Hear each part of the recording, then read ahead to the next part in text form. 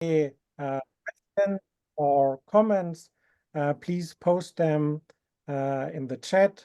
Achi will keep an eye on it, and then we hope that all questions are answered in the end, or we will take them in the next webinar and focus on them then.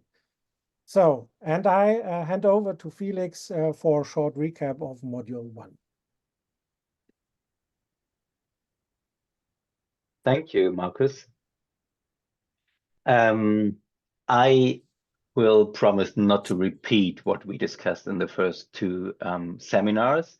As Marcus said, today we are entering the second module. The first module consisted of two seminars in which we covered the basics of service learning. So this is also targeted to those who have joined and onboarded only today. You might see some new faces, which is due to the fact that we invited experienced service learning practitioners and experts to only onboard on the second module. As Marcus said, this module will answer the question how we can specifically support and strengthen democracy competences with service learning.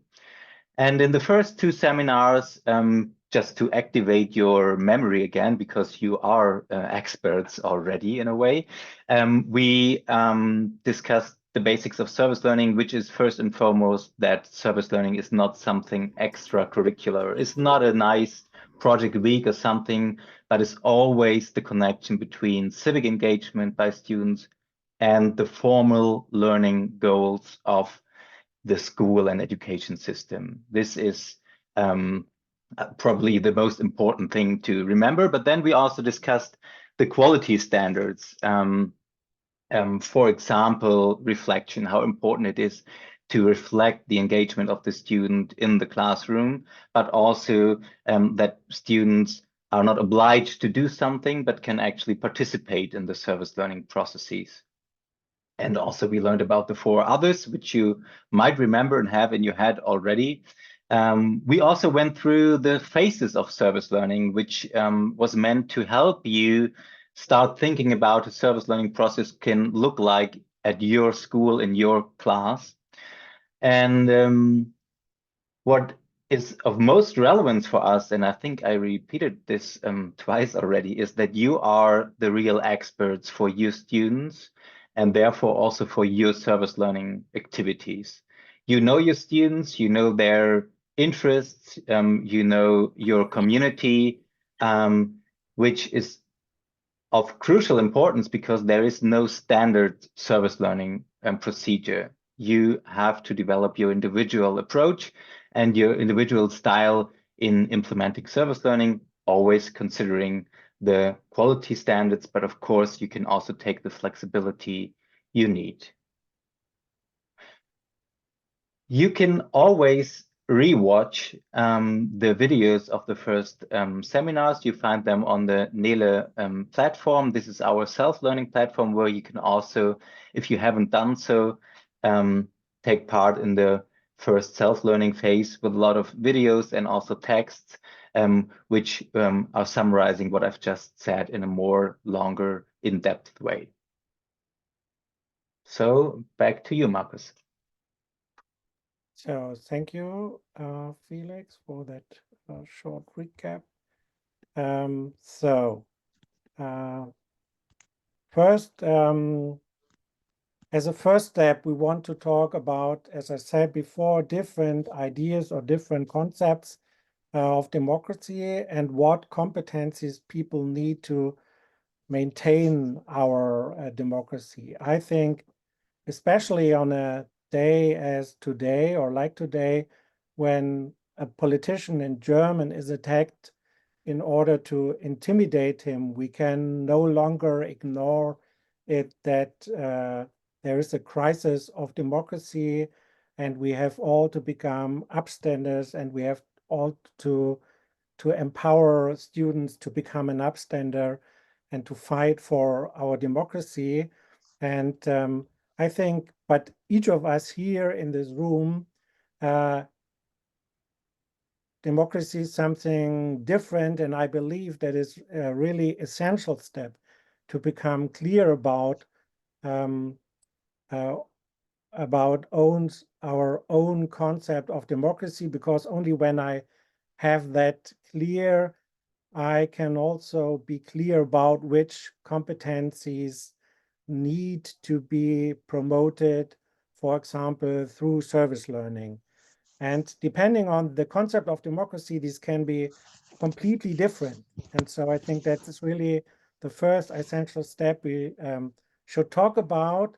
And now we are going for 10 to 12 minutes into breakout sessions. And there are some facilitators who will pick up the buzzwords you are talking about. First step in what is your concept of democracy, and the second step then, what competences should be promoted at school or in extracurricular activities in order to strengthen democracy. And then we will pick this up in the plenary, and we will build up on this first step. So I think, Ale, we can start it into the breakout session. Okay.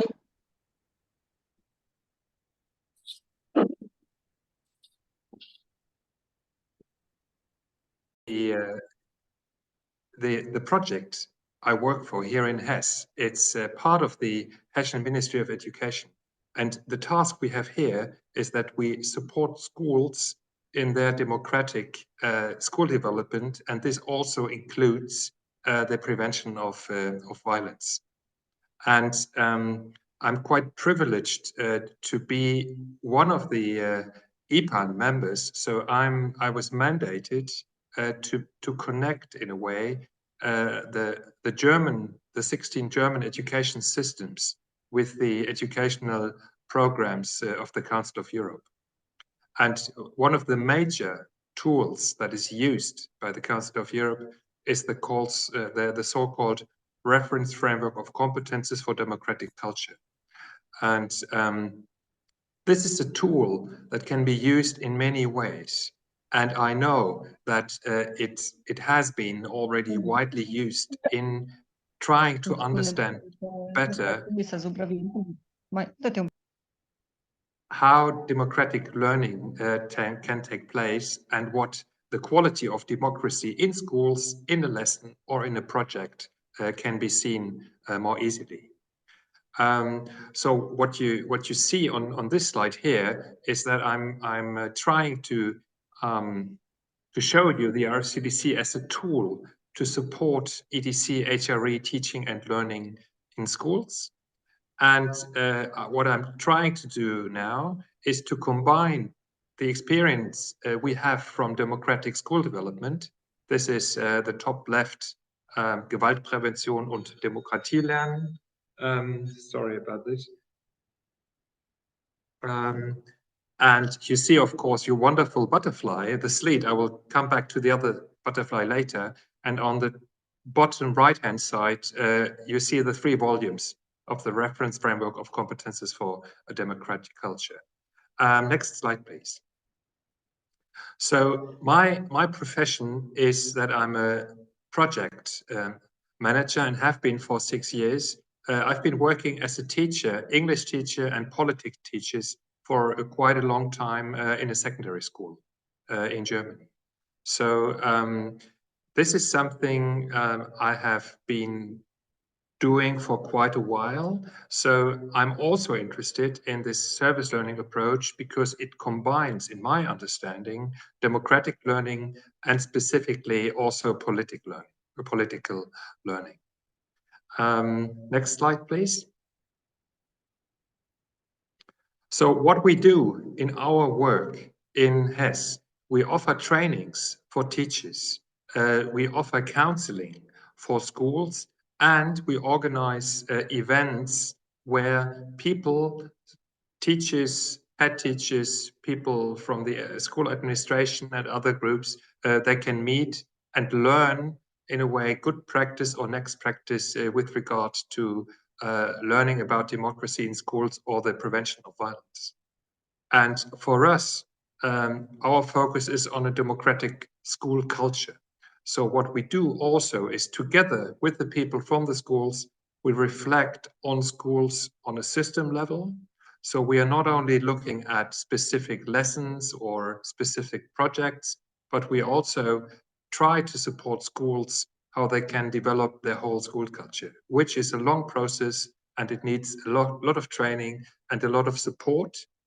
But although we are called a project, we have been around for almost 20 years. So some of my colleagues who've been working in this project for much longer than I have, they have been working with schools for more than 10, 15 years. And then you can see progress with regards to the democratic culture and good practice. Of course, and I think this is what Felix or Markus mentioned at the start, it also needs reflection as an individual, that you reflect your own concepts of democracy, that you reflect your own attitudes, that you reflect how you're, in a way, how you became socialized into your work and into your society may affect the way you teach. And as we work in a whole school approach, we also include the views of the kids, of the pupils. Yeah, so this is very enriching and very interesting to ask pupils and to allow them to participate. Yeah, so in my breakout group, we talked about participation in democracy, and we briefly reflected on what it needs between elections, yeah, in a democracy. And these are competencies that can be learned in school. Yeah, so it's also with pupils. And what is also important is that you don't see school as an isolated individual or as an isolated organization, but the problems and the challenges and the controversies you've got in real life, they are also reflected in school life in various ways. Yeah. So the project I represent works on many levels, but I must say this is sometimes a very slow work. It needs a lot of time, but if the administrations allows the schools to grow, wonderful things can happen. Next slide, please. So to get more into detail, we help schools to strengthen the participation of students. We help schools to integrate methods or strategies of cooperative learning. Yeah, so this is also something that can be very rich with regards to learning for democracy. We invest a lot of work in the prevention of bullying, discrimination. One major topic has been for many years the prevention of sexual abuse and sexual violence. We offer trainings in how to solve conflicts in a constructive way. Yeah, so if you start thinking of conflicts as a, well, tough, but very dense and rich possibility to learn about democracy, this can be very valuable as well. And we also offer trainings with regard to service learning. Yeah, so it's project work. This is something which is very close to like democratic approaches, and our work is very often framed by children's rights. Yeah, so we make schools and teachers reflect, and also the kids, that they have rights, the right to participate, the right to have a say, and also the right to have to be protected. Yeah, so and this is also something which is very international. Yeah, because I think most countries have joined the International Convention on Children's Rights. So this is like, in a way, in a nutshell, the various ways we work on democracy. Next slide, please. But in our team, we have a lot of discussions, and it takes a lot of people, it takes a very long time to understand what exactly we are doing. Yeah, so one of the main challenges we have had as our project, and we are still having, how do we frame our work? I mean, we are called Gewaltprävention und Demokratie lernen. So how to prevent violence and how to learn democracy in schools. There are people who are maybe a bit tired and they say how to prevent democracy and how to learn about violence. Yeah, so there are many people who do not really get what we are working.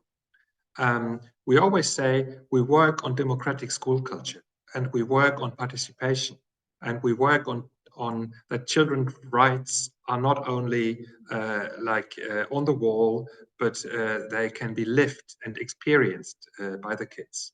But still, it always remains quite difficult. So how can we actually frame our work? Next slide, please. So if you take a picture, what is the common pitch we are actually playing on with regard to democracy? And you can see, you can always say, our work with schools focuses on human rights and on basic rights and on children's rights, as I said. We have agreed on democratic. Okay. We can always say, well, our focus of attention is democratic constitution based on liberty.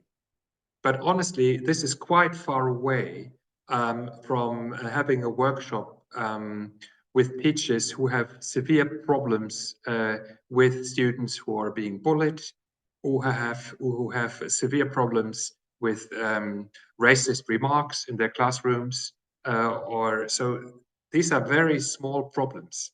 And what we have been looking for is, in a way, a bridge that can be used to be built between like very theoretical concepts of democracy, like in our case, the basic law or your constitutions, and a specific classroom situation or a specific project in your schools. Next slide, please. So there is an international approach that can help, the reference framework of competences for democratic culture. And why I'm showing you this map is because it shows how many different countries are members in the Council of Europe. Yeah, it's 46 member states now. 2 years ago, Russia had to go, of course. So it's 46 member states now, but still there's a great variety. You see countries like Iceland, you see countries like Norway, France, Portugal, Spain, Turkey, Georgia.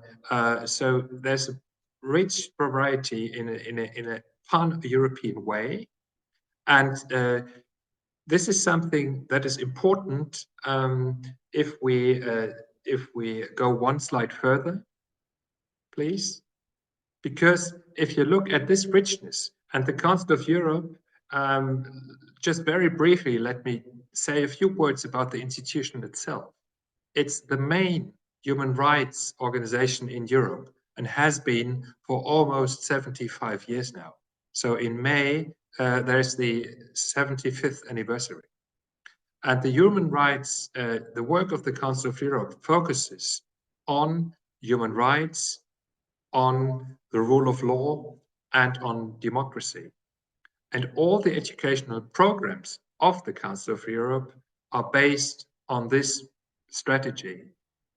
At the same time, it has been very difficult to understand, not only for our small project in Hesse, but it has been very difficult for the Council of Europe because all their office and their training and their courses and their lectures, they were on citizenship education, they were on civic education, it was human rights education, it was learning about democracy, it was learning for democracy, it was learning through democracy, intercultural education, so moral education, so a lot of terms, but in many ways, all these different approaches were next to each other, and they were not combined. So what the Council of Europe did in the, I think between 2014 to 2018, was to, hello? Okay, could you switch off your microphone? So what the Council of Europe tried to do is to find which competencies are similar in all these approaches. Next slide, please. And the next one after this, yes. And the outcome was a huge piece of work, which is called the Reference Framework of Competences for Democratic Culture. So this is not only about 20 main competences that were in a way found in a long process with a lot of international experts, but it has also support material which also focuses on service learning, on project learning, but it can also be used for the planning of lessons. It can be used if you really want to focus on the prevention of violence, of extremism. It can be used for teacher training, and it also can be used for whole school approach. And there are also information on how you can actually evaluate democratic competences. Yeah, so it's a lot of things have been in a way included into this approach, but the basic idea are 20 competencies that are divided up into democratic values, democratic attitudes, democratic skills, and democratic knowledge and critical reflection. Next slide, please. So as Marcus already asked you, yeah, it could be interesting for you now to reflect maybe for a minute. So what do you think? Which democratic competencies are needed most, not in a global way, but most to support your present piece of work? So I know that you have a variety of different professional backgrounds. So some of you are teachers, some of you are from administration, some of you are head teachers, some of you are from non-formal education, from NGOs. Yeah. So maybe for 15, 20, 30 seconds, just write down, what do you think? Which democratic competencies are needed most to support your present piece of work? So what will you need with regard to democratic competencies to be successful in your work?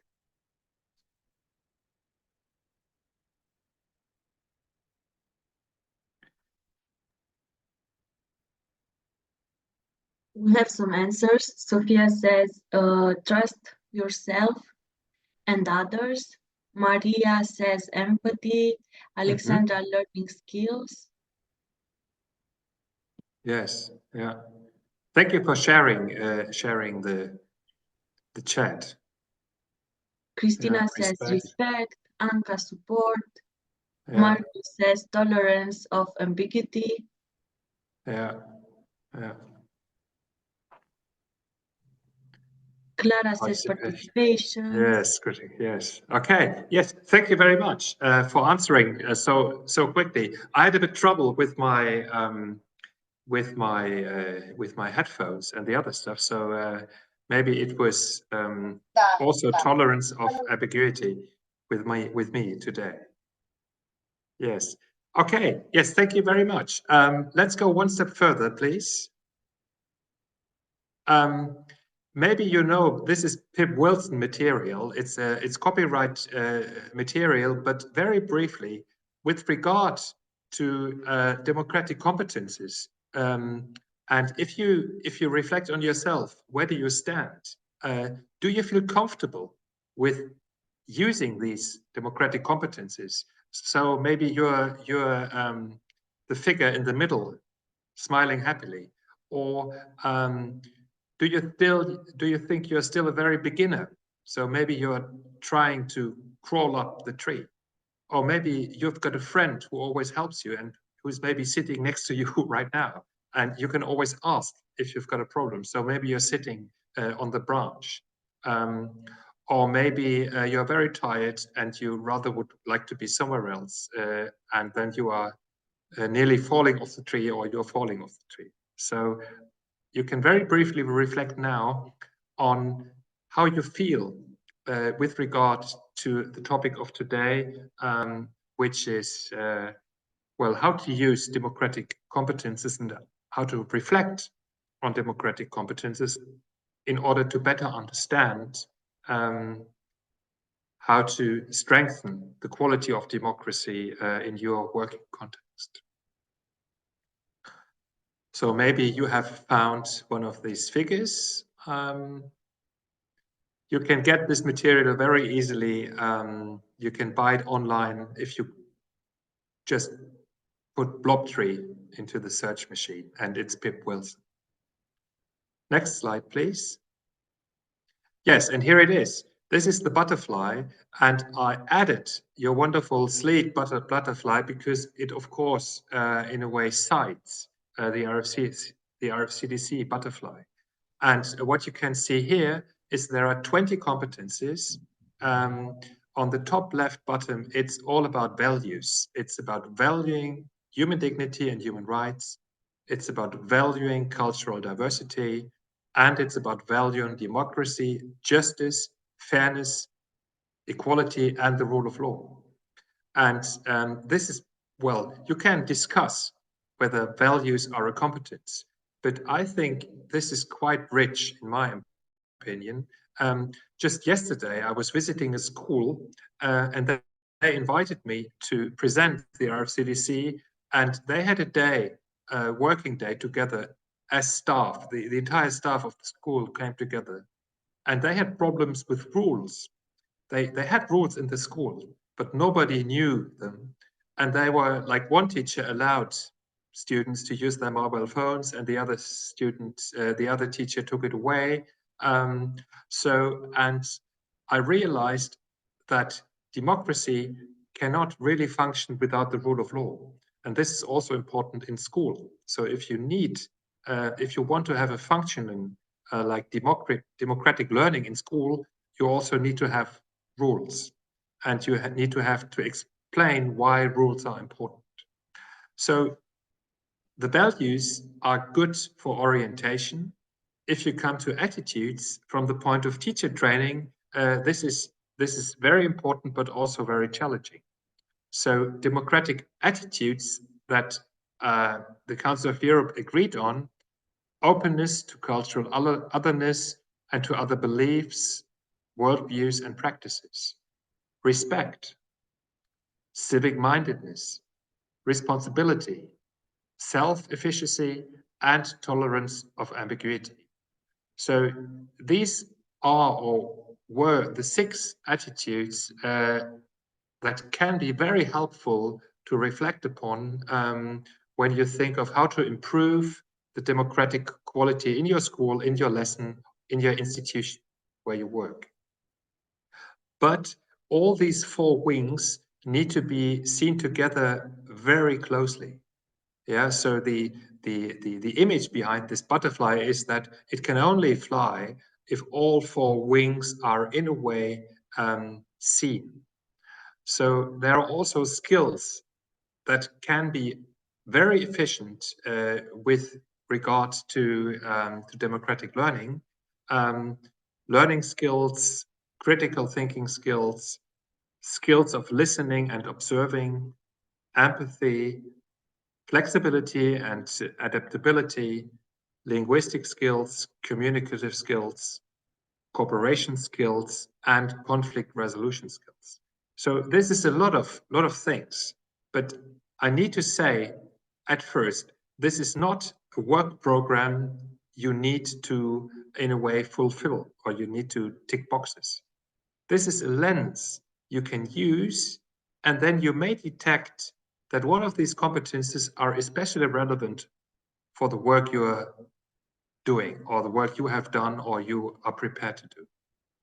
And I think this is also very important, and this also was in the cloud.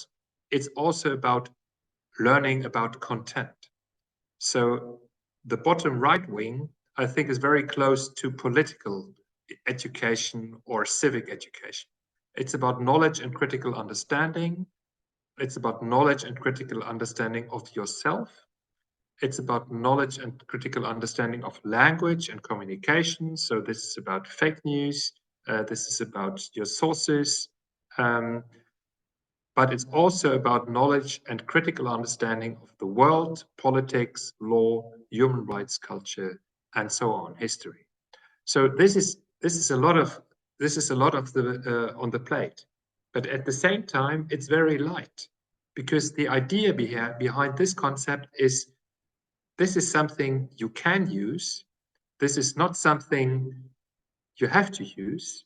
And this is not something you need to understand in 10 minutes, but it's rather something you can try. You can choose one competence and try to understand it better. So my two favorite competences are still, it's on the one hand, the skill of listening and observing. So I never knew before I got into contact with this framework that listening to each other can be a democratic competence. But if you see it as part of a democratic story, in a way, it becomes very important. But if you are with someone, but you're not really listening, this is not a good communication. And you are then not very open towards the other person because you're not really interested. And if you like make the story a bit bigger, if you try to understand why other people might have a different political view on certain issues, which is completely legitimate, yeah, and you are good in listening and observing, this improves the quality of the community, because then you know more about the other person, and maybe you ask more questions, and the mutual understanding becomes much better if someone is good in listening and observing. And at the same time, and I briefly saw it in the chat, I really didn't understand what the tolerance of ambiguity was about. Yeah, and I only understood it when I got to work more in the prevention of extremism. Yeah, because if you only can see black and white, and if you need quick solutions, yeah, this is not something that is easy to bear if you are in a democracy, because a democracy is shaped by a variety of views. It's shaped by long-term democratic processes. It's shaped by ambiguity. So this is something. This is still my favorite competence, because it's about not judging too early, not looking for easy solutions. And when I taught politics, I was happy when my students, after several years, remembered that politics is everything, but it's nothing that is easy. Yeah. So maybe you have already found competences you like, especially. Yes, thank you for the next slide. I think it's a good timing. Thank you. Yes. Oh, sorry, but I don't want to interrupt you, but I think Yes. there's a question Yes. from Felix Luhmann in the chat. So does someone have a good example how tolerance of ambiguity can be fostered or promoted in a service learning project apart from listening to your fellow students' ideas? So maybe if that is one of your favorite competencies, maybe you as an expert have a good example for Felix. Bernd. Yes, I'm just checking the descriptors. So this is something I wanted to present to you in let's say 12 minutes. But I can, for example, what is, and the teacher reflection tool also goes in that direction. Yeah. So maybe if you forward the presentation? No, no, no, no, no, no, no. Yes, okay. So the true treasure is, in my view, not the 20 competencies, but there are several hundred descriptors which fine-tune these competences. So, of course, you can ask questions. Respect. How can you see respect? How can you plan a lesson, or how can you plan a service learning project that includes respect? And so the main treasure in the RCDC are the so-called descriptors, and I can briefly cite some of the interesting descriptors with regard to tolerance of ambiguity. And maybe these might help you in planning situations, learning situations that might help support strengthening these competences. So one descriptor says, tolerance of ambiguity can be detected or seen if someone engages well with other people who have a variety of different points of view. So this is a sign, like a detector for tolerance of ambiguity. This is my favorite now. Someone shows that he or she can suspend judgments about other people temporarily. Yeah. So very easily, if someone works in Bavaria, for example, yeah, you can very easily try to judge how his work life is like. Yes. But if you have got a tolerance of ambiguity, you might suspend that judgment for a while and maybe find out what the real situation is. One more descriptor: if someone is comfortable with many different kinds of people. Yeah, so sometimes people prefer being with their own kinds, with their own, I don't know, supporters, fan clubs, sex, growing up. Yeah, but if someone is comfortable with many people from different origins, from different whatever, different kinds of people, this is also a sign of tolerance of ambiguity. And there is one I'm just trying to find which refers to specific teaching situations. And oh yes, this is, it's the key descriptor 55. And it says, someone expresses a desire to have his or her own ideas and values challenged. So if you teach and you don't like your views challenged by your students or your pupils, this might hinder true democratic learning, because then the students might think, if I say that and that, he doesn't like me, and then I get a bad mark. But when, as a teacher, you say, now, come on, this is my view, and now I want to hear other views. And if you say, this is something you don't have to agree on, yeah, please confront me with other views. This is also a teacher or it might be a sign that this teacher has a higher competence in the tolerance of ambiguity. And maybe one more, if someone works well in unpredictable circumstances, yeah, if someone can bear that he or she does not know how this will end or what will happen. Yeah, so this is also a sign for tolerance of ambiguity. Now I'm giving back this topic to the group. So is that helpful? Has that been answering your question, hopefully partly?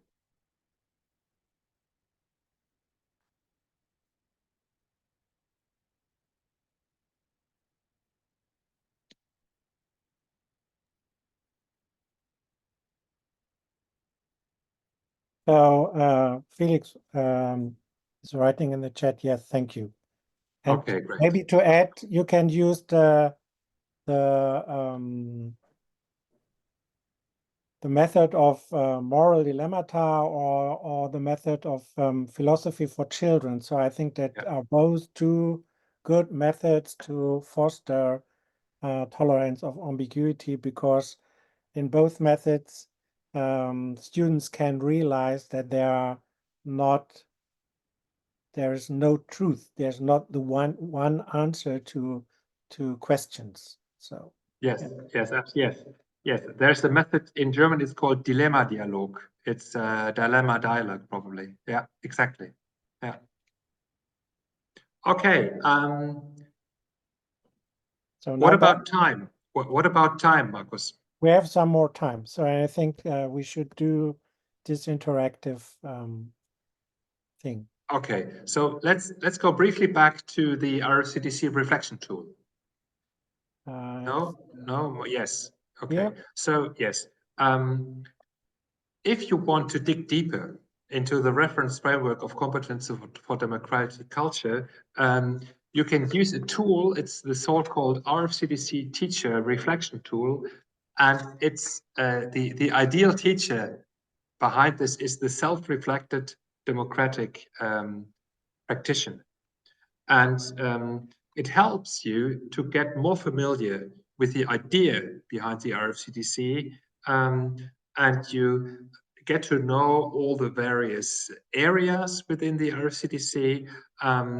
And the main part is that there are scenarios that are connected to certain topics that are very relevant with regard to the prevention of violence and democratic learning in schools. Next slide, please. So there are topics the Council of Europe chose, like addressing controversial issues, like dealing with propaganda, misinformation, and fake news, improving well-being at school, making children's and students' voices heard, preventing violence and bullying, and tackling discrimination. And these topics are reflected in, I think it's 5 chapters in this teacher reflection tool. And I would very briefly would like to walk you through one of the scenarios. Next slide, please. So one scenario you can find here is a scenario in the context of teaching controversial issues, and it's about teaching style. The situation is like this: Fortress Europe. A teacher teaches a course in European politics, and it's called the refugee crisis or the crisis of the European asylum system, putting solidarity to the test. And just before you start a well-prepared, but as for the students, challenging dilemma discussion or debate on the question, should the EU improve its external border protection? One of his or her students asked him or her about he or she actually feels about the topic. Yeah. And in this reflection tool, it in a way slows down the project because it makes you reflect. So you can, in a digital way, you can answer questions like, how do you think the students have experienced this scenario so far? So you can guess what could happen. Or you can reflect on, how do you think the student who asked the question has experienced this scenario so far? Or you can ask yourself, what do you think the student could be asking such a question? Or how do you think like students who have fled their countries could possibly experience this scenario? And of course, how do you actually feel about the topic yourself? So reflect your own values and your own attitudes towards this question. And of course, you can ask you're led through these questions in this reflection tool. You can also imagine a way how this scenario could continue. Yeah, so I mean, there are many ways. The teacher can say, I'm not telling you. He or she could say, well, I've never thought about it. So there are a lot of ways where the scenario can go in a good way or in a disastrous way, maybe.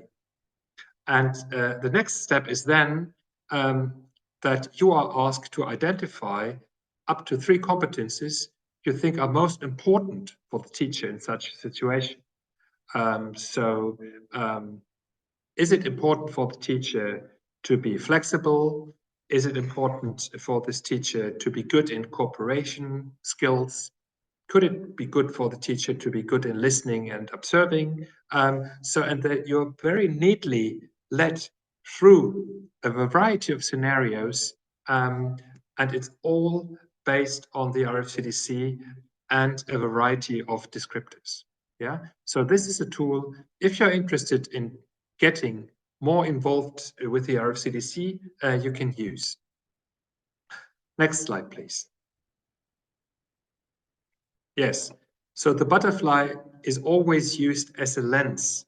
And the butterfly itself is not something you can basically teach, but the butterfly is something you can use to improve the quality of your projects, the democratic quality of your projects, of your lessons, of your school culture. Next slide, please. Yes, this is it. It's 3 volumes. Volume 1 is basically on general ideas and the concept itself. Volume 2 is all about the descriptors of competencies to make it come alive in a way. And volume 3, you can relate this approach to a variety of approaches like whole school approach, like teacher training, or the prevention of extremism. Next slide, please. Yes, and now I would like to present you a service learning project I got across last year when I had a visit in Italy. There was a vocational school who told me about a project they did, and it's a vocational school where pupils are trained to become dental assistants or to become someone who actually designs and produces new teeth and like support dentists. And they did a project with an organization that supports homeless people. And what they did is when they created in school, in practice, their, what's the term for it? Their, I need help, Gebiss, what's that in English? Teeth. It's more than teeth. Teeth. Oh, yes, okay, yeah. So if they created this, what they had been for a long time is they created them and then they threw them away.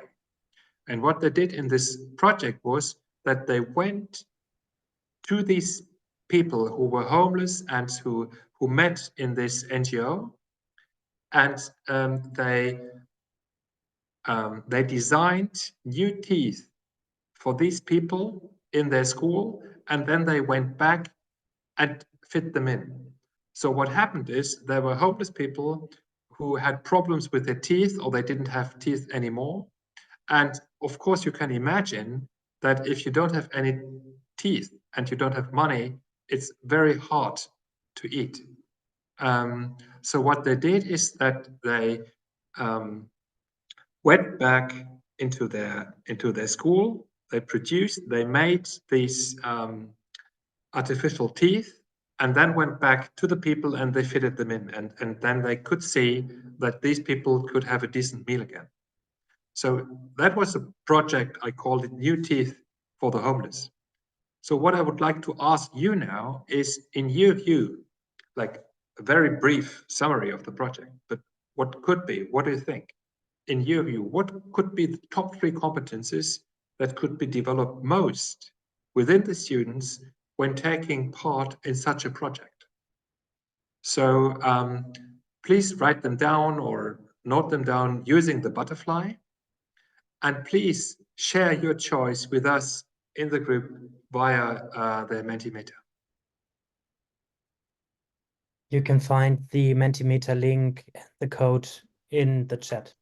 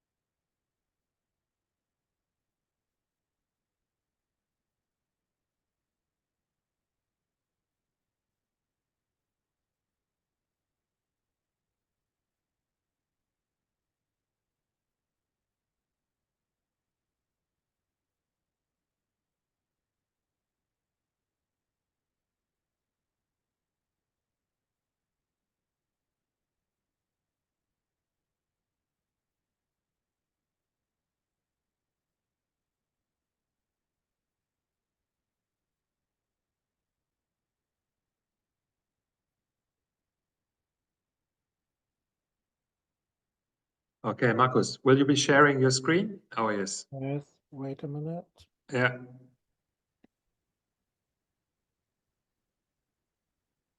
So can you see the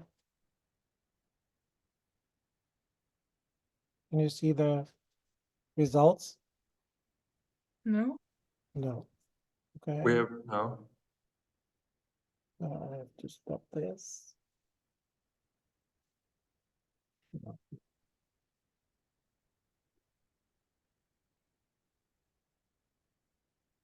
Okay.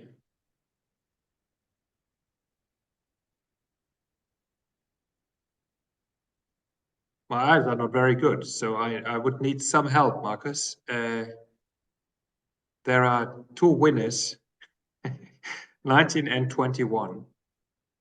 Yeah. And this is the first one in the valuing. I have the butterfly not. I couldn't see the butterfly now. It's the first one on the left side, left wing.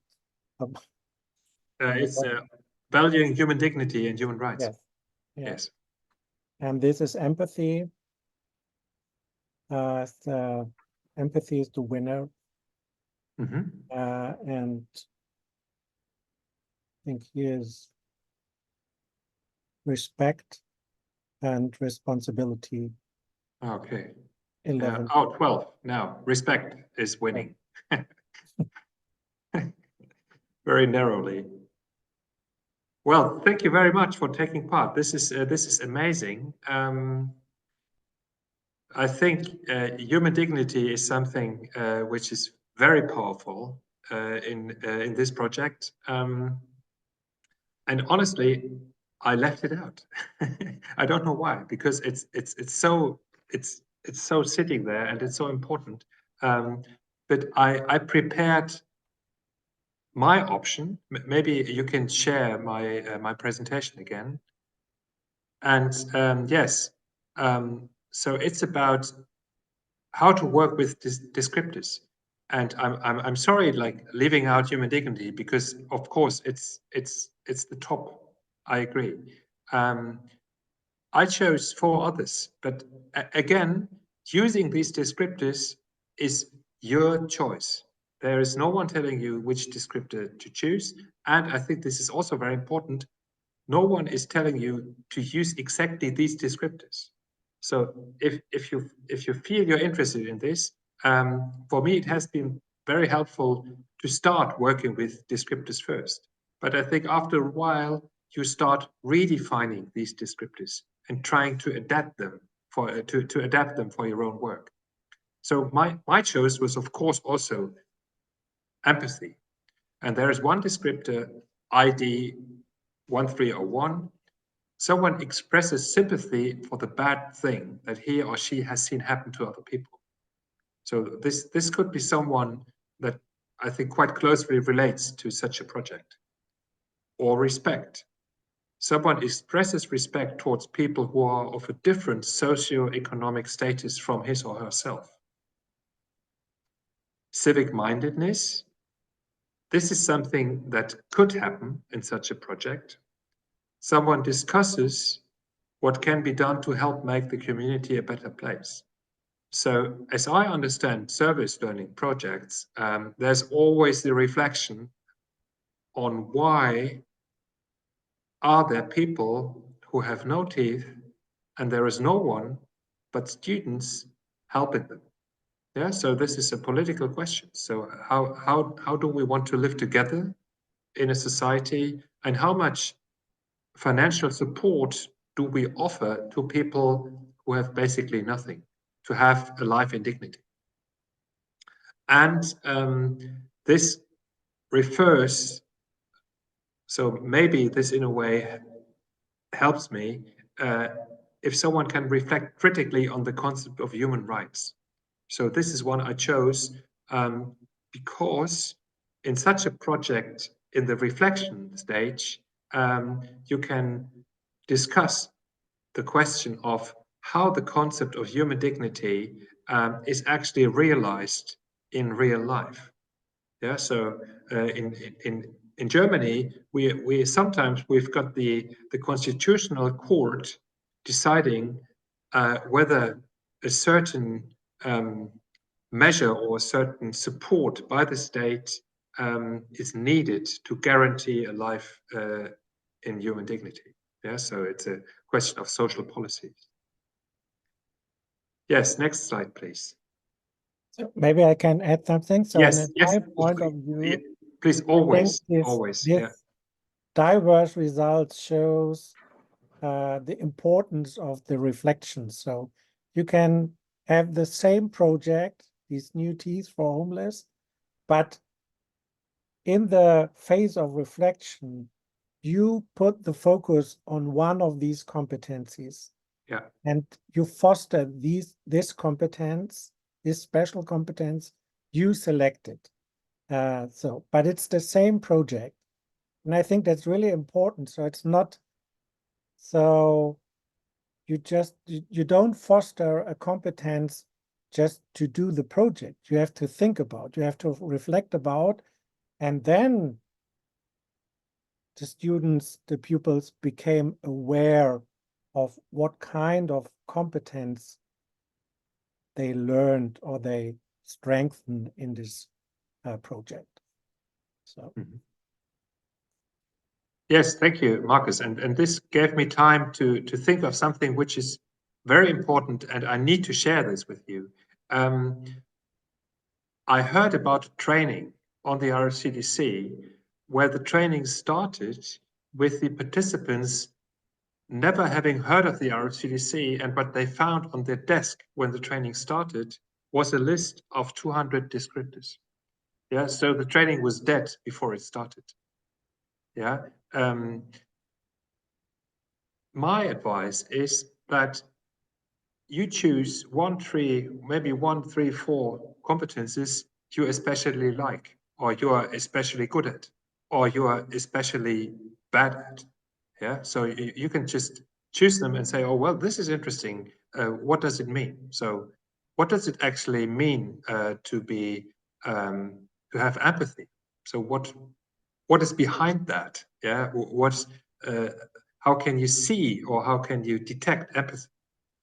So choose some of them and play with them. And it's the same with the descriptors.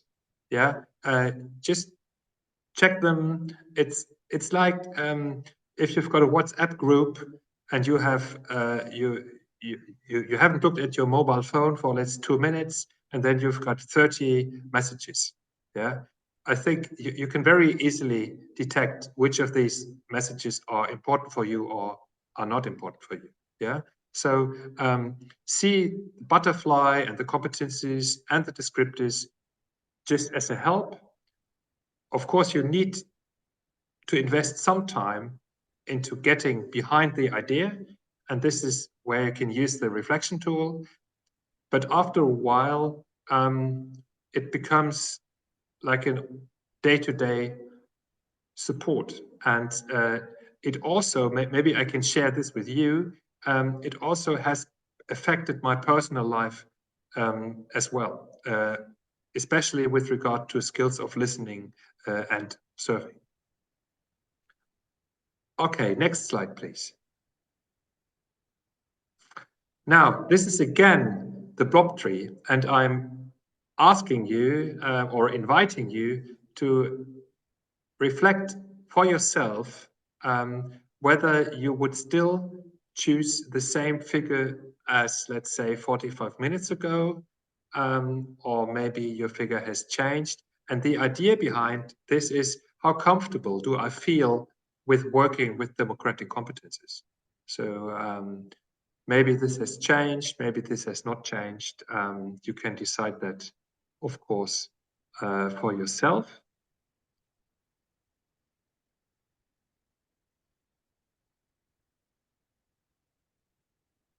And next slide, please.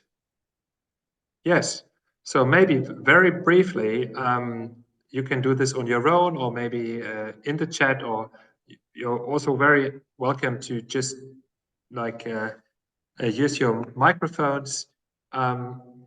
Regarding this presentation of the RFCTC, is there something that you would rather leave here?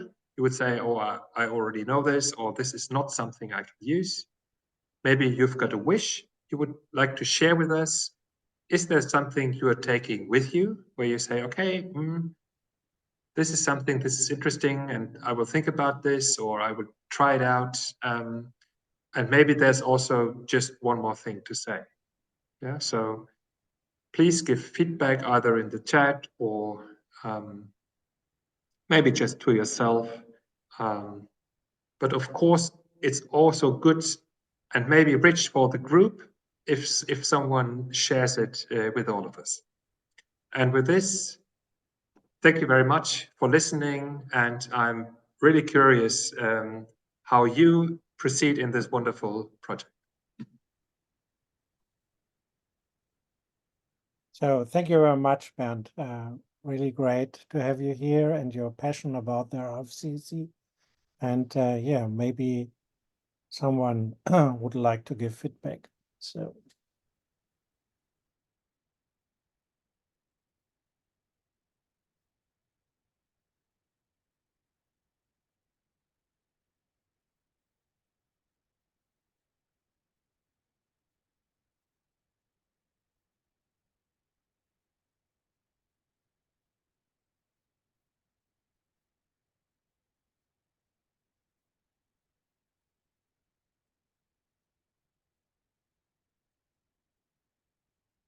A lot of thanks in the chat.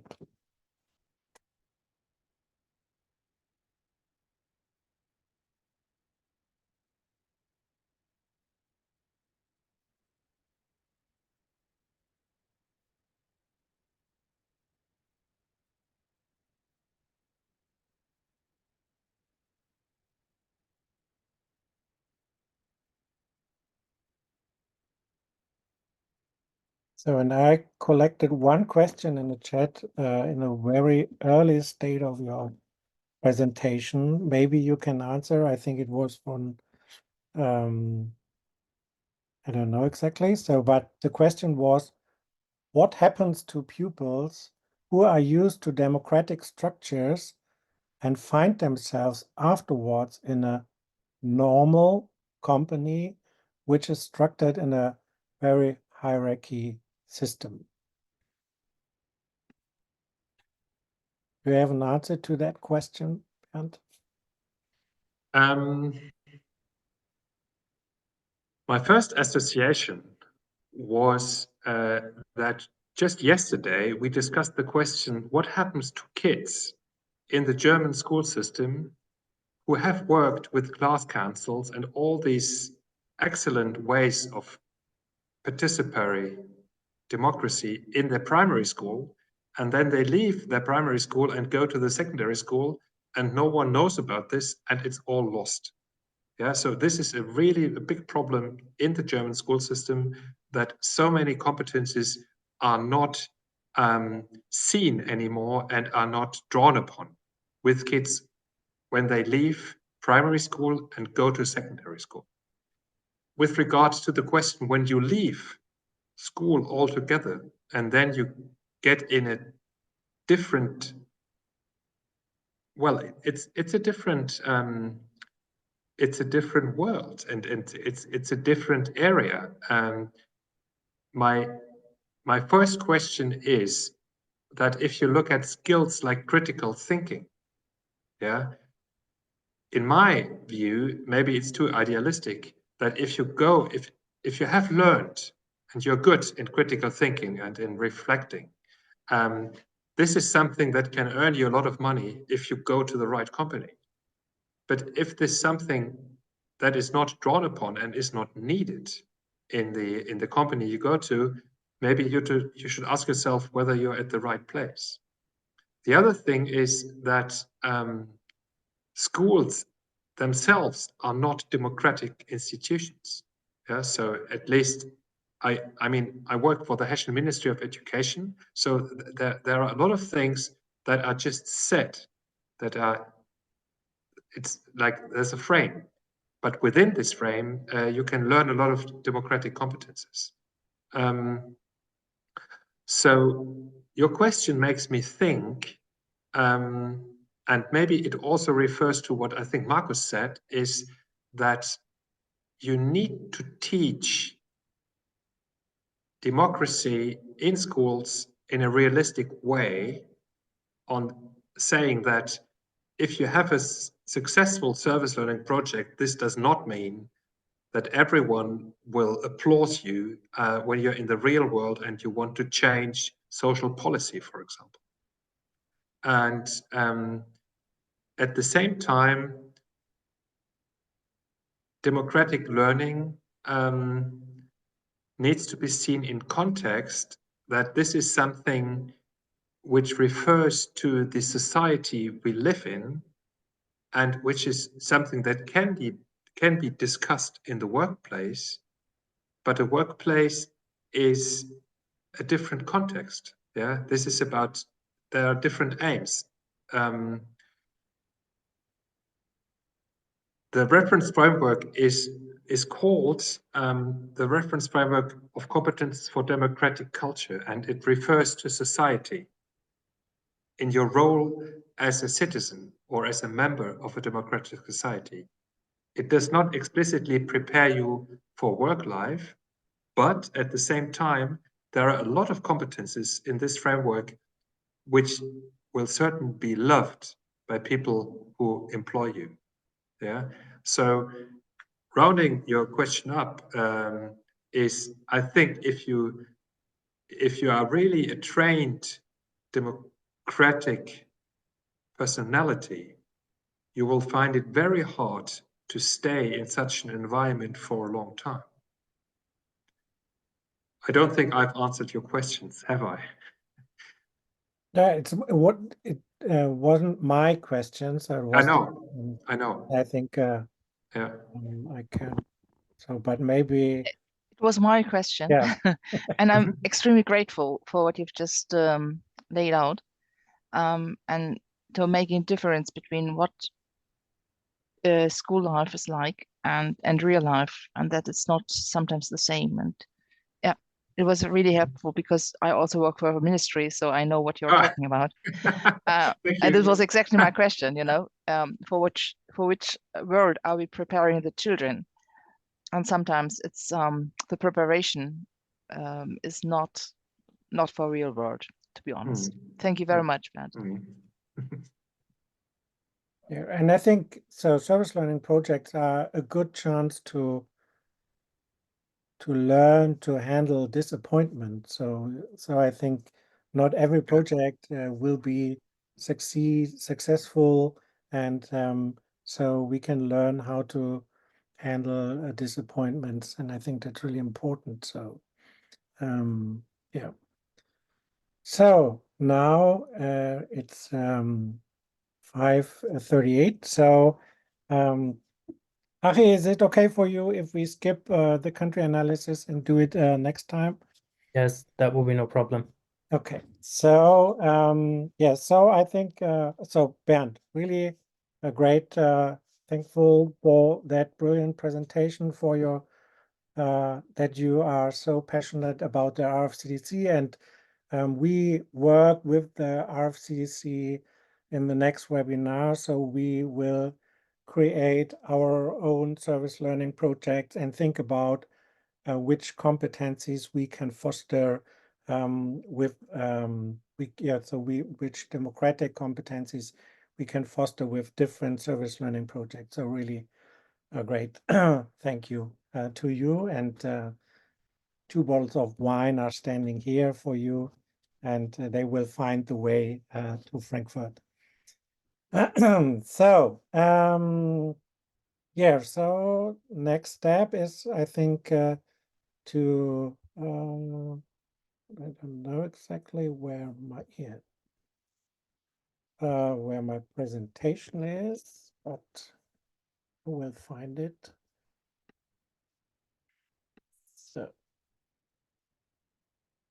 So here we are. Share. So first of all, please fill the evaluation form in. So you find it. You find the link in the chat. So Ale put it in the chat. Thank you very much for that. It is really helpful for us to get your feedback and to have changes in the webinars and to reflect what we can do in a better way. And then to look forward the next steps in the self-study phase. Maybe Felix, do you want to? I don't know. Is Dana? Yes, I can shortly say some words. You will be invited to the next module on the self-learning phase. If you have not yet participated in the first part, you can start to do so. And within this week, we will send the follow-up email, and then also the second part of our self-learning offer will be available. Okay, and in the self-study phase, you find an experience or so a mind. So from Joel Westheimer, you find a short video, and please look at this and think about. So his question is, you come to a foreign country and you're in the school, and how can you mention if this country is a democratic country or not? So please think about this question, because we will start the next webinar with this question. I think it's important to think about by your own, but also to share your thoughts about this in the group. And then we will have in the next webinar a lot of times, and we promised this a lot, that we will get more practical. And next time we will have a lot of facilitators who will guide you to create your own service learning project to foster different democratic competencies. So please register for the next webinar, March the 6th, 4 p.m. And thank you for your participation today, and have a nice evening, and see you next time. Thank you very much. Bye. Thank you so much, Bernd and Markus.